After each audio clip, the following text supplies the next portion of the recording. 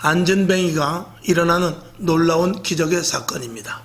사람의 상식과 사람의 계획으로는 할 수 없는 일이지만 하나님이 하신 일을 기록하고 있습니다. 여러분, 이 땅에서 일어나는 하나님의 일들은 세상에서 일어나는 상식과 경험과 지식과 의학이나 이런 모든 것들을 초월합니다. 그래서 우리 믿는 자들은 교회 안에서 하나님이 하시는 일을 보고 또 하나님이 하시는 일을 증거하며 하나님이 하시는 일을 체험하는 것이 우리 믿는 자들이 살아가는 데 있어서 가장 중요한 부분이죠. 저와 여러분, 하나님만이 하실 수 있는 일들을 저와 여러분은 체험할 수 있습니다. 그 일들이 많이 체험될 수 있기를 바랍니다.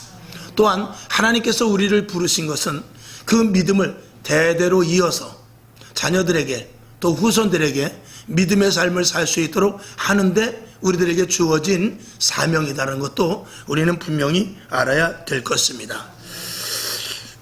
오늘 말씀의 본래 의도가 조금 다르게 제가 말씀을 전할 수 있을지 모르겠어요. 어제부터 카카오톡이라는 게 이제 완전히 먹통이 되어버렸습니다. 그래서 카톡이 되질 않고 지금 겨우 이제 문자만 겨우 되고 있습니다. 문자는 겨우 되고 사진이라든지 영상이라든지 이런 것들은 이렇게 전송이 되질 않고 있습니다.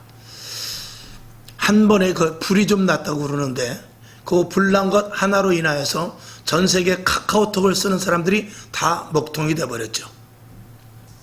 난리가 나고 우왕좌왕하고 어떻게 해야 될지를 모르고 있습니다. 만약에 이것이 월요일이고 평일이었으면 더 아마 큰일이 벌어졌을 것입니다. 이 카카오페이라고 해서 그 안에 돈을 집어넣고 그거로 결제하는 사람들도 있습니다. 그런 것들도 하나도 되지도 않죠.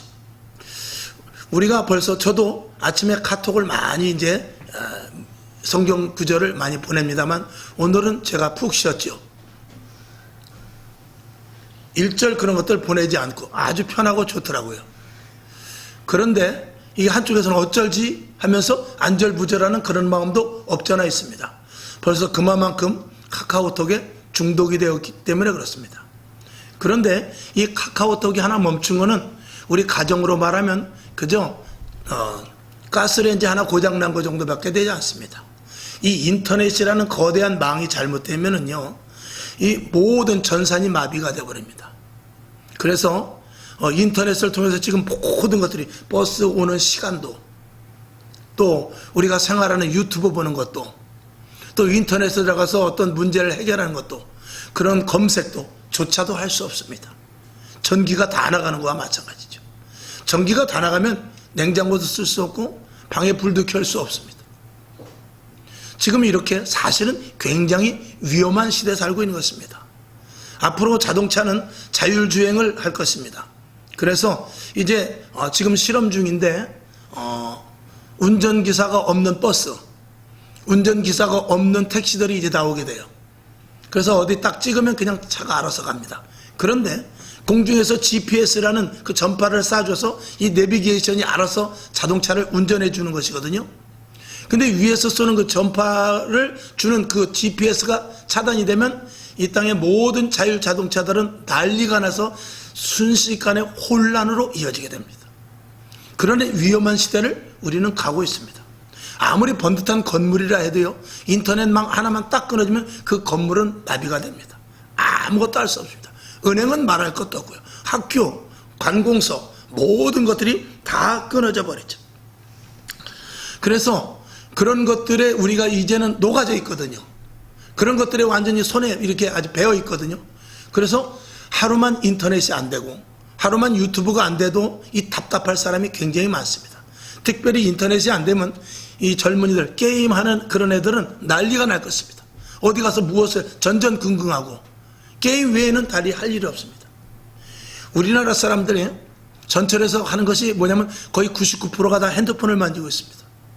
외국에는 핸드폰을 만지지 않고 거의 책을 보는 사람들이 많습니다. 그 외국 사람들이 더 고상해서 그러느냐? 그렇지 않습니다.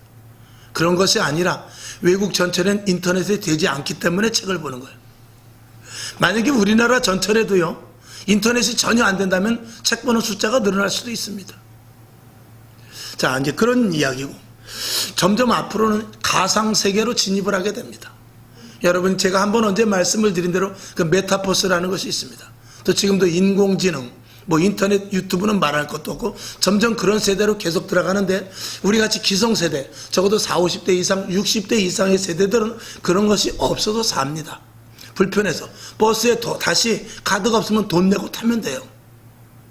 그리고 인터넷이 없으면 그저 책 보면 됩니다.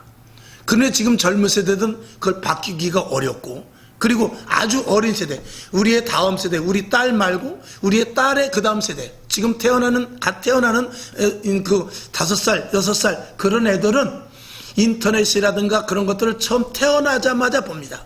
지금 3살짜리가 60 먹은 사람보다도 이 유튜브를 더 잘 봅니다. 핸드폰도 더 잘해요. 우리는 핸드폰 없으면 그런 대로 살면 돼요.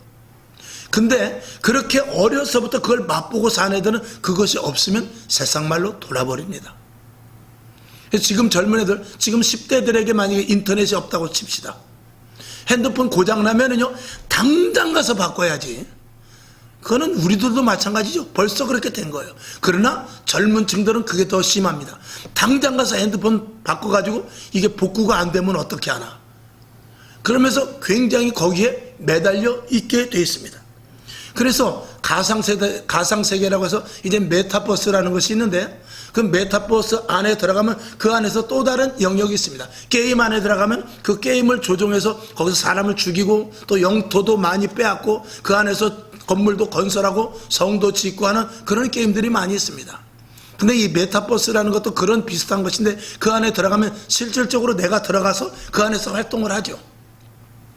그래서 지난번에 순천향대학교에서는 그 코로나 때문에 어떻게 했냐면, 그 메타버스라는 그 가상 공간 안에 들어가서 거기에서 면접을 했습니다. 거기서 저기 하는 게 뭐야? 오리엔테이션을 거기서 했어요.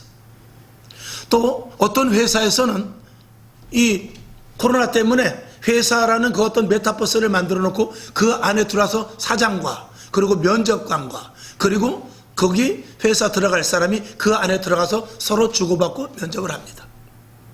이제 그런 것들이 점점 이 극대화되어서 그 안에 들어가서 내가 돈이 있는 사람들은 그 안에 들어가서 땅을 삽니다. 어느 땅을 살까? 그 안에 들어가면 강남도 있고 강원도 땅도 있고 제주도 땅도 다 있습니다. 그 안에 들어가서 돈 있는 사람들은 돈을 주고 땅을 삽니다. 그리고 그 안에 벽돌을 사서 집을 짓고 그리고 좋은 옷을 입고 그리고 호수도 만들고 그 안에서 마음껏 공간에서 누려요. 그런 것들이 컴퓨터 모니터를 보고 하지만 이제 점점 그게 리얼하게 안경을 딱 씁니다. 안경을 쓰게 되면 외부와 전혀 모든 것들이 차단이 돼요. 안경을 딱 쓰고 이어폰을 딱 꽂으면 완전히 그 세계로 몰입이 돼버린 것입니다. 여러분 허공에다 대고 이렇게 막 운동하는 그런 것들 많이 봤죠? 안경 하나 쓰고 허공에다 대고 게임을 막 합니다. 안경 쓰고 스키 타는 것도 있어요. 안경 쓰고 이 보링하는 것도 있습니다. 그냥 스크린만 보고 하는 것이 아니라 한 차원 올라가서 안경을 쓰면은 다른 게 보이질 않아요. 그게 잘못해가지고 모니터 깨는 그런 사람들도 많습니다. 그 안경을 쓰고 막 칼싸움을 이렇게 합니다. 거기서 찔러 죽이고 안경 쓰고 그러다 잘못 찔러가지고 TV 모니터를 모니터를 찔러가지고 모니터가 깨지는 그런 일들도 왕왕 일어납니다. 그런 세계 속에서 살다가 현실에 들어오면은 굉장히 허무합니다. 그래서 자꾸 그 속으로 들어가고 싶어 해요. 그리고 그 속이 내 집인 양, 그 속에서 사는 것이 더욱더 행복하고 즐거운데 그것이 어떻게 되느냐? 사람이 중독이 돼버립니다. 그 중독이 되면 현실 세계가 자꾸 도피되고 그리고 가상 세계가 점점 좋아지는데 그런 것들이 점점 진화되고 있다는 사실입니다. 이게 퇴보가 아니라 점점 진화되면서 가상 세계가 점점 더 좋아지고 가상 세계에서 하는 것이 더 편안해지는 것이죠. 문제는 그 가상 속에 들어갈 때 내가 들어가는 것이 아니라 내가 들어가는데 남자인데 여자인 척하고 들어갈 수 있어요. 여자인데 남자인 척하고 들어갈 수 있습니다. 그리고 거기 가서 내가 여자인데 남자인 척하고 그 여인들과 데이트를 합니다. 또 내가 남자인데 여자인 척하고 거기서 분장을 예쁘게 해가지고 남자를 만나서 데이트를 하기도 합니다. 또 그 안에 들어가서 폭력을 저지르고, 바깥에서는 선량하지만 그 안에 들어가서 폭력을 저지르고 남의 것을 빼앗기도 합니다. 돈이 없으면 저 사람은 좋은 옷을 입었네, 그 가상세계 안에서 또 연인들끼리 아름다운 사랑을 하고 있네, 그럼 그걸 보지 못하고 이 현실 세계에서 해지 못한 그 욕구를 그 안에 들어가서 칼로 찔러 죽인다든지 아니면 해를 가한다든지 모든 것들을 다 망쳐놓는다든지 그런 일들도 자행하게 되는 것이죠. 그런 가상세계에서 빠져나오기는 상당히 어렵습니다. 제가 지난번에 말씀을 드린 대로 이번 올 6월 달에 태국에서는 대마초를 마음대로 팔고 사고 할 수 있게끔 법안이 완전히 발표가 됐어요. 그래서 태국에서는 대마초를 마음대로 살 수 있고 음식에다도 대마초를 넣어서 음식을 만들어도 됩니다. 우리나라 사람이 만약에 태국에 가서 대마초가 드는 음식을 모르고 먹고 입국하다가 걸리게 되면 징역 갑니다. 근데 태국에서는 그걸 돈벌이로 하고 국가에서 그걸 허가해 줘 버렸어요. 그런 나라 가면 안 되죠. 작년에 통계가 태국에서만 우리나라에 들어온 그 마약이 절반 이상이 됩니다. 태국에서만 들어오게. 근데 이제 6월 달로 그게 허가가 됐으니까 아마 올해는 더 많은 물량과 더 많은 프로테이지가 그 태국에서 엄청나게 마약이 들어오게 될 것입니다. 여러분 뉴스 보셨죠? 비닐에다 마약을 넣어가지고 이 뱃속에다 넣어갖고 와가지고 중독돼서 죽은 사람 뉴스로 봤을 것입니다. 그것이 그 사람이 걸렸을 뿐이지 걸리지 않고 들어온 사람이 더 많다는 사실이에요. 지금 시골까지 마약이 다 퍼져가지고요. 시골 사람들도 마약을 넣고 있어요. 그게 다 외국에서 들어온 것입니다. 시골 노인네들도 마약을 하고 있어요. 시골 젊은이들이 없잖아요. 마약을 다 하고 있습니다. 이런 시대 속에서 자 가상세계 들어가서 거기서 퍼우적대고 빠져나오지 못하죠. 게임 중독되죠. 인터넷 중독되죠. 마약 중독되죠. 그런 시대에 우리가 살고 있는 거예요. 그리고 그 시대에서 마약을 하면 좋은 게 뭐냐면 어떤 환각 상태에서 빠져나오지 못하니까 너무나 좋은 것입니다. 이런 시대 속에서 살아가는데 지금 이 현실보다도 더 점점 참담한 현실로 다가오게 됩니다. 우리 세대는 그런 것들이 나쁜 것인지 알지만 태어나자마자 만약에 지금 태국에서 태어난 어린아이가 있다고 칩시다. 걔네들은 태어나자마자 무엇을 만나냐면 태어나자마자 대마초를 만나게 돼요. 그리고 대마초 든 음식을 먹으면서 자라나게 됩니다. 그리고 그의 인생이 어떻게 될까요? 점점 그 나라 자체가 괴멸하게 될 것입니다. 그거는 태국의 대마초뿐만이 아닙니다. 지금 보이지 않게 문화라고 하는 이 인터넷, 게임, 인공지능, 가상세계, 메타버스 등등 이런 것들을 통해서 점점 이 세계가 그쪽으로 함몰되어 가고 있는 것입니다. 그런 세계 속에서 우리 기독교인들이 도대체 무엇을 해야 되고 어떻게 신앙과 믿음을 전할 수 있을까? 이런 것들은 우리가 이 시대 기독교인으로서 사명이면서도 큰 일이 아닐 수가 없는 것입니다. 이 젊은 세대, 우리 딸 세대만 해도 어느 정도 분별이 되죠. 근데 그 이하의 세대는 그게 되질 않습니다. 그 아동 심리학자들, 그 아동학자들이 그러는데 이 태어나서부터 18살, 한 20살까지가 이 뇌 구조라든지 정신적이라는 것이 이렇게 발달되는 과정이 있대요.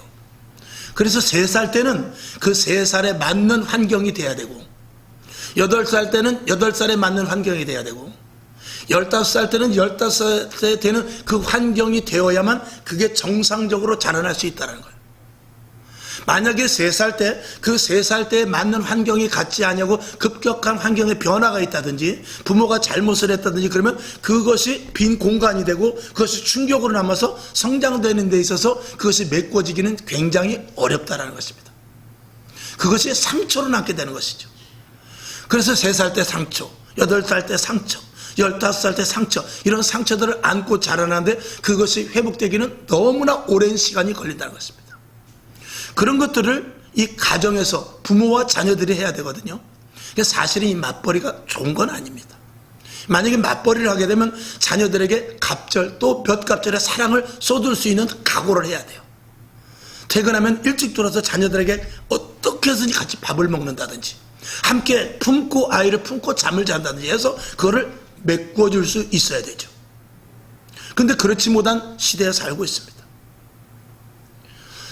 우리가 그런 시대를 놓치게 된 지금 아이들이 얼마나 많은지 모릅니다. 그리고 앞으로 점점 그렇게 될 것입니다. 지금은요, 지금 한 30대 40대 특별히 그렇습니다. 교육은, 이 유대인의 교육은 가정에서 합니다. 그리고 성경도 가정에서 자녀들을 교육시키게 되어 있습니다. 이 교회도요, 지금 모든 것들이 분할되어 있는데, 제가 한번 언제 말씀을 드렸습니다만, 이 교회 안에서 예배도요, 주일학생과 어린아이와 장년과 청년층이 함께 예배를 드려야 돼요. 그리고 나서 2부 순서에 가서는 분반으로 해야 됩니다. 근데 예배 들어오자마자 어린아이들은 유아실로 가고, 그리고 중고등부 예배 드리러 따로 가고, 고등부 청년부 예배 따로 드리러 가고, 그리고 나서 성장되어서 결혼한 이후에 이 본당으로 들어왔을 때 이질감이 느껴지게 됩니다. 여러분, 청년 예배를 한번 가보십시오. 청년 예배 가면 우리가 알지 모르는 찬양을 불러요. 템포도 빠르고요. 그들과 적응하기가 상당히 어렵습니다. 어려서부터 본당 예배를 통해서 잘 성숙시키지 않으면 예배가 흐려집니다. 가정에서도 마찬가지입니다. 자녀들과 싸워도요, 3살 때 맞지 않으면 싸울 수도 있어요. 7, 8살 때 장난꾸러기이기 때문에 부모와 충돌이 일어날 수 있어요. 그런데 또 15살, 16살 되면 사춘기가 되기 때문에 부모와 맞서서 싸울 때도 있습니다. 그런데 그 싸우는 것이 오히려 가정이 함께함으로 말하면 자녀들이 성장되는 데는 그게 약이 된다는 거예요. 함께 있는 그 자체가. 지금 부모들은 3살만 되면은요, 벌써 보육원으로 보냅니다. 5살 되면, 6살 되면 유치원으로 보냅니다. 7살, 8살 되면 학교로 보내서 그 위탁을 누구에게 시키느냐? 선생님에게 시키고, 또 학원을 보내서 학원에게 위탁을 시킵니다. 자라날수록 점점 부모의 품에 있는 것이 아니라 자꾸 그 부모가 자녀들을 다른 곳으로 위탁을 시켜요. 그래서 유치원에서 해주겠지, 학원에서 해주겠지, 학교에서 해주겠지, 또 심지어는 교회 가면 교회에서 교사들이 해주겠지, 목사님이 해주겠지. 가정교육은 그렇지 않습니다. 반드시 부모가 자녀들을 교육시켜야 됩니다. 그것이 굉장히 중요한데, 이 시대는 점점 가정을 붕괴시키는 게 최우선입니다. 그 가정을 붕괴시키는 게 뭐냐면 음란, 퇴폐, 그리고 이런 가상현실, 이런 것들을 통해서 자꾸 가정이 해체되게 합니다. 여러분, 집과 사회가 뭐가 다릅니까? 지금은 다른 게 없어졌어요. 가정에서 잠만 잘 뿐이지 연숙입니다. 너는 너대로 네 방에 가고, 나는 나대로 내 방에 가고, 학교 다녀왔습니다. 지금 뭐 인사도 거의 안 해요. 그냥 문 탁 닫고 들어가면 끝입니다. 그러니까 나이가 조금 어느 정도 되면 엄마 나 나가서 따로 살래, 이렇게 되는 것이죠. 왜? 가정과 바깥과 아무 경계가 없기 때문에 그래요. 가정이 좋은지, 가정이 왜 있어야 되는지, 그런 것에 대한 개념이 자녀들이 없어지게 되는 것입니다. 누구의 탓입니까? 부모의 잘못입니다. 자녀들은 어떻게든 집을 나가지 않으려고 해야 돼요. 자녀들이 부모 집을 나가려고 한다는 것은 가정이나 집이나 큰 차이가 없다는 것이기 때문에 그래요. 이런 것들은 우리에게 심각한 일입니다. 그러니 그렇게 개인적으로 가정이 점점 해체될 때 이 정신적인 문제는 점점 황폐한 그 어떤 것으로 통해서, 부모와 자식 간의 그 가정의 그 황폐한 어떤 것들을 통해서 결국은 더욱더 게임에 중독되고, 더욱더 마약에 취약해지고, 더욱더 가상세계에서 즐거움을 높이며 더욱더 그런 세계 쪽으로 빠져가는, 그런데 기인하게 되는 것이죠. 그런데 이것이 우리가 걱정해야 될 문제가 아니라 앞으로 점점 그런 세계로 지금 가고 있고, 모두가 다 거기에 합쳐야 하고 있어요. 그리고 그것이 당연한 것으로 생각하고 그런 일들에 대해서 모두가 다 손을 놓고 있습니다. 당연한 것으로 생각하고, 문화다, 지금 현재 상황이 그렇다, 세대가 그렇다, 그렇게 가고 있는 것이죠. 이런 시대 속에서 우리 기독교인들이 어떻게 해야 될지를 우리는 생각해야 됩니다. 참으로 허탄한 시대가 옵니다. 점점 이 가상, 현실이 아닌 가상의 시대 속에서 사람들이 이 정신적인 모든 것들은 황폐해져 가고 있는 것이죠. 우리는 흙을 만지면서 태어났지만 다음 세대, 앞으로의 세대들은 전자기기를 만지면서, 가상세계를 체험하면서 만나게 될 것입니다. 이런 것들은 사실은 정신병으로 이어지고 정신적인 질환으로 이어지며, 지금 엊그제 TV 보니까 미국에서는 그 퍽치기라는 게임이 있대요. 그래서 퍽치기라는 게임이 뭐냐면은 사람을 주먹으로 치는데 어떻게 하면 한 번에 쓰러뜨리느냐, 그런 게임이 있어요. 그래서 한 번에 쓰러뜨리는 사람이 이기는 승자입니다. 근데 그 게임에서 희열을 느끼고 그 게임에서 재미를 못 느낀 사람들이 그 분출하는 것이 어디로 나오냐면 이 현실 세계에서 나오는데, 그 어제도 뉴스에 나왔더라고요. 지나가다가 사람이 지나가는데 내가 볼 때 좀 만만하다 생각하면은 주먹을 가지고 한 번에 쓰러뜨릴 수 있을까? 그 생각을 하면서 지나가는 사람을 그냥 단 일격에 이 목덜미를 가격했는데 그 사람이 그냥 푹 쓰러지더라고요. 그리고 걔는 그냥 유유히 다른 데로 가버려요. 그게 CCTV에 적혔어요. 나왔어요. 경찰이 그런 사람들을 지금 차에서 수사 중이고 그런 사람들을 차에서 구속시키는데 그 범죄가 줄어들질 않고 있다는 거예요. 그런 시대에 지금 살고 있습니다. 지금도 지나가다가, 그러니까 밤에 혼자 다니는 그런 게 아니에요.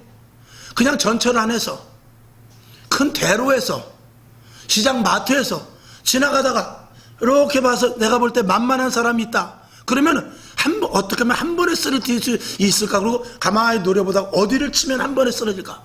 그 생각을 하다가 갑자기 돌변해서 거기를 치고 쓰러지면 그것으로 희열을 느끼고 유유히 사라져버려요. 그게 어디서부터 나옵니까? 정신적인 문제와 그리고 중독성의 문제에서 나오는 것이죠. 여러분, 그런 것들을 세상에서 치료할 수 있습니까? 병원에서, 의원에서 치료할 수 있습니까? 상담으로 됩니까? 일시적으로는 될 수 있을지 모르지만 결국은 완전하게 치료는 절대 불가합니다.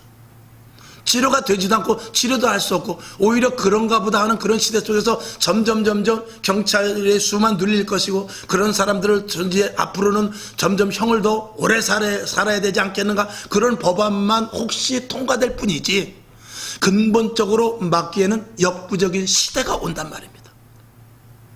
우리나라는 그나마 안전한 나라죠. 근데 우리나라도 한번 방어가 뚫리기 시작하면 금세 뚫어질 여지가 있습니다.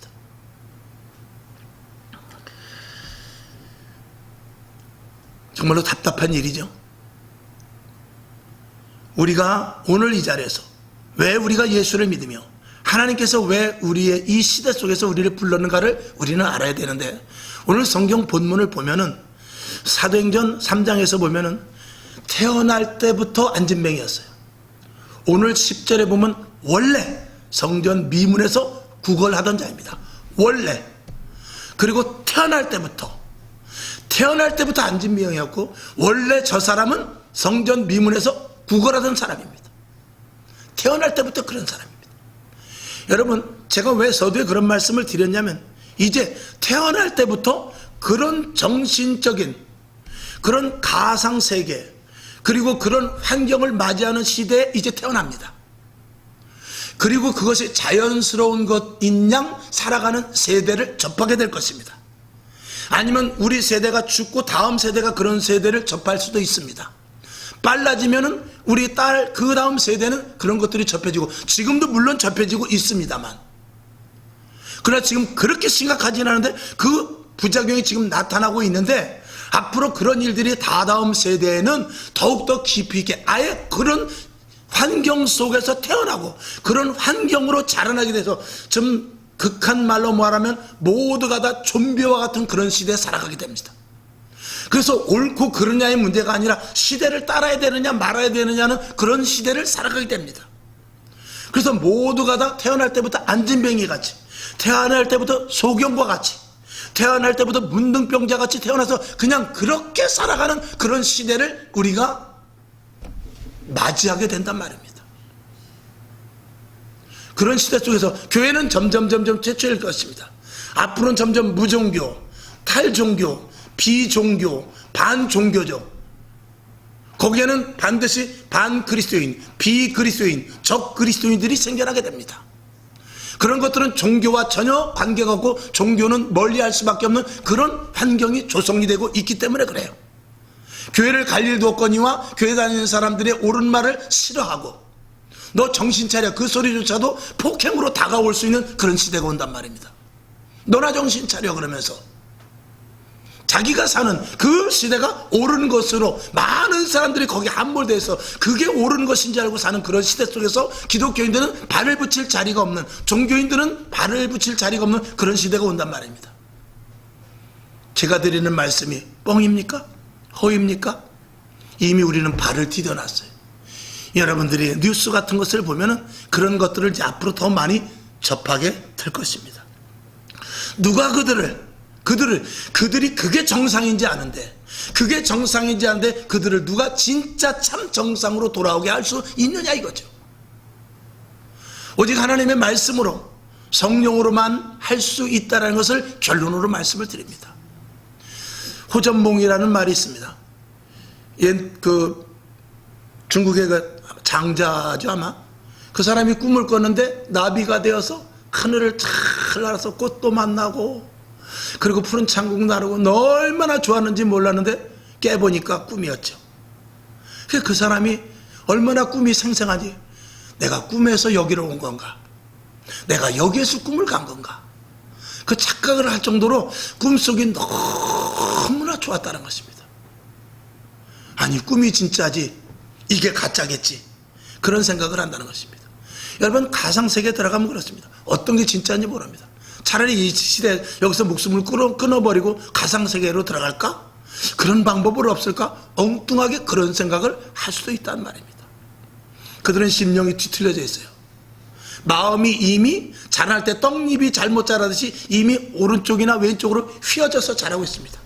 생각이 지금의 우리들과 생각은 전혀 다릅니다. 육신이 다리가 부러지고 팔이 부러졌으면 정형외과 가서 고치면 됩니다.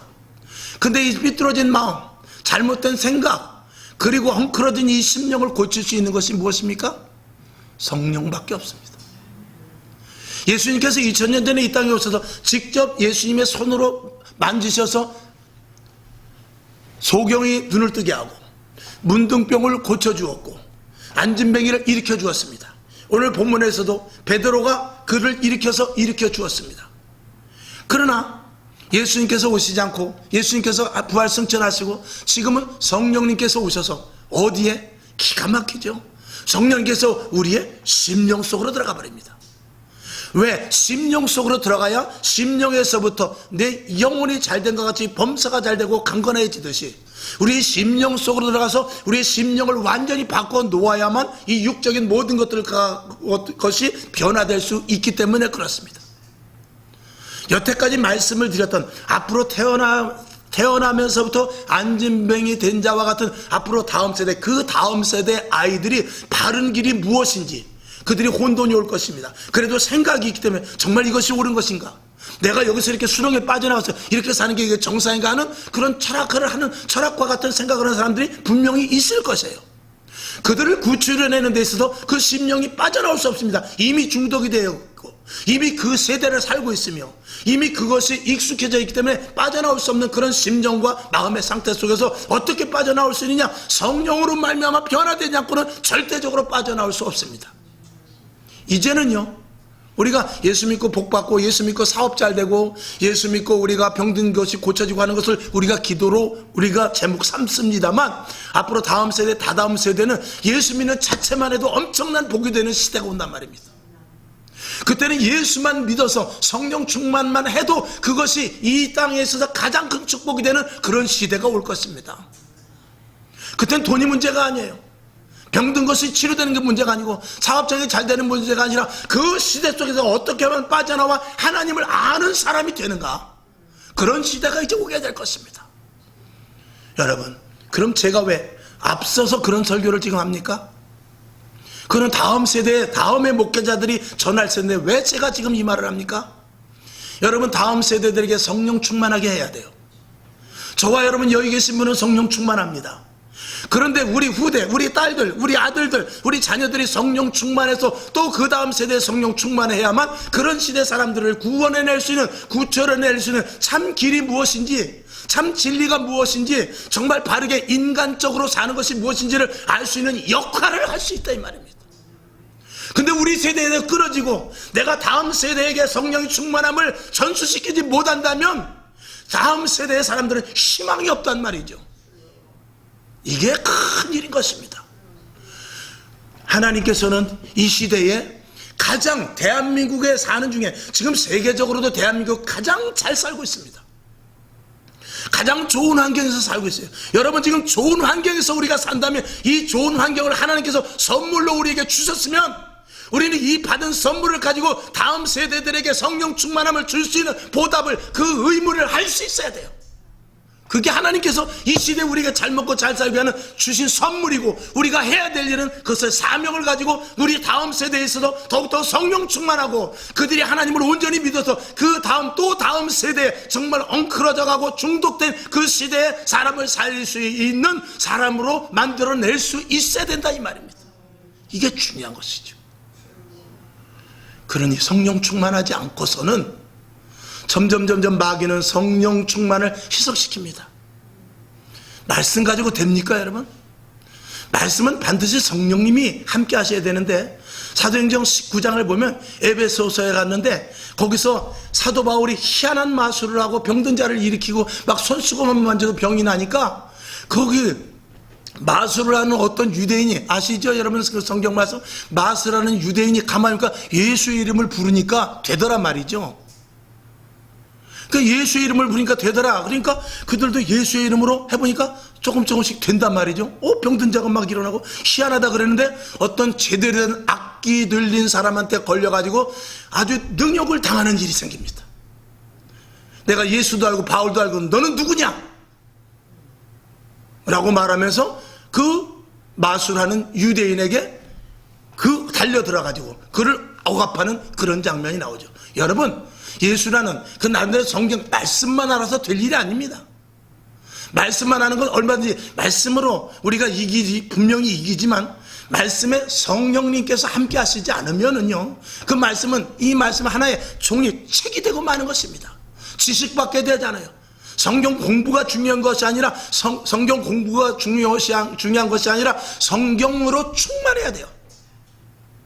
충만하지 않으면, 성령으로 말미암은 성경의 충만함이 없으면은요, 말씀은 아무런 위력도 발휘하지 못합니다. 자꾸 성령을 소멸시키고 지식 목회로 하고 지식 신앙생활로 하고 머리로 하는 그런 고요하고 거룩하게 아주 멋지게 이렇게 겸손한 것 같이 이렇게 정말 겉보기에 아주 고요해 보이지만 그런 예배가 아니라 뜨겁고 열정이 있으며 성령 충만하고 치료 회복이 나타나고 병든 자가 고쳐지며 그리고 회복이 일어나는 그런 예배를 드릴 수 있는 성령 충만한 교회가 되지 않으면 다음 세대까지 갈 수 없다는 것입니다. 이제 앞으로 영적인 안진뱅이들이 계속 태어날 것입니다. 그리고 태어날 때부터 안진뱅이였기에 그냥 그러려냐고 삽니다. 성전 미문에 원래부터 국어를 하던 자로 살아가게 됩니다. 영적으로 여러분, 앞으로 다다음 세대 영적으로 다 그런 거린과 같은, 안진뱅이와 같은, 태어날 때부터 소경된 자와 같은, 태어날 때부터 문둥병자 같은 그런 이들이 이제 영적으로 생겨날 것입니다. 누가 치료할 것입니까? 누가 일으킬 것입니까? 성령 충만한 자들만이 일으킬 텐데, 성령 충만을 내 당대에서 성령 충만해서 되겠느냐 이거죠. 그래서 사도행전을 제가 읽으면서 정말 태어날 때부터 나면서부터 문둥병이 된 자들이 앞으로 많아질 텐데 어떻게 할 것인가에 대해서 오늘 이 시대와 견주어서 말씀을 올렸습니다. 여러분, 성령 충만 나만이 아닙니다. 좋은 시대 속에서 우리는 성령 충만했지만 그 다음 세대에 성령 충만함을 이어주지 못하다면 우리는 하나님 앞에 자칫 책망을 받을 수도 있습니다. 기억하시고, 여러분, 신앙생활은 그저 놀이터 가는 게 아닙니다. 우리 예배 드리는 건 그저 시간 남아서 오는 거 아니고요, 그저 조금 내 마음을 정화시키려고 교회 오는 거 아닙니다. 영적인 전투입니다. 시대와 싸우는 거예요. 앞으로 시대를 역행해 나가야 될 만한 그런 힘과 파워와 능력을 가지라는 것입니다. 오늘 여러분에게 이 힘이, 이 사명감이 있기를 주님의 이름으로 축원합니다.